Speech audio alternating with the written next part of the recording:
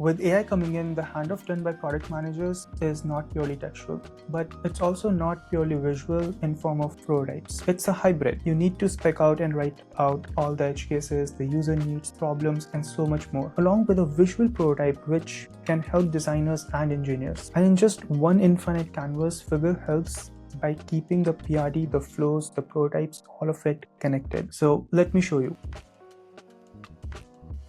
In our earlier example from cal.com, where we built the availability, integrations, and booking rules, this is just a simple spec that we were able to build with the help of Figr, along with some flows and prototypes. Now I'll ask Figr to build a structured PRD out of it.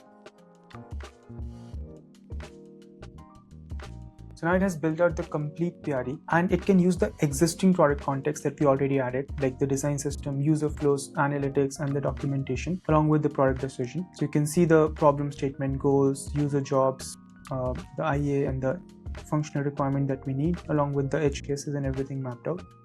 What I'll do is that I will also ask Figr to dedicatedly build another docs about the acceptance criteria, the test cases, as well as the user stories.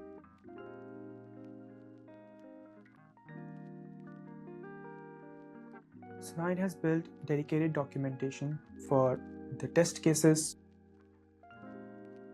the user stories,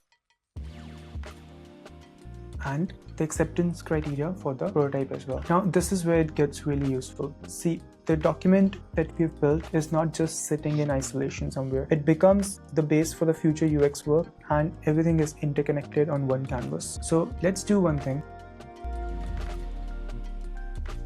In our prototype, there is an option of per member override, so that the member can override their scheduling. We'll say that this is not the part of the scope of this cycle, and we will ask Figr to make changes to not just the prototype, but the PRD and the flow and everything that has been built on the canvas so far.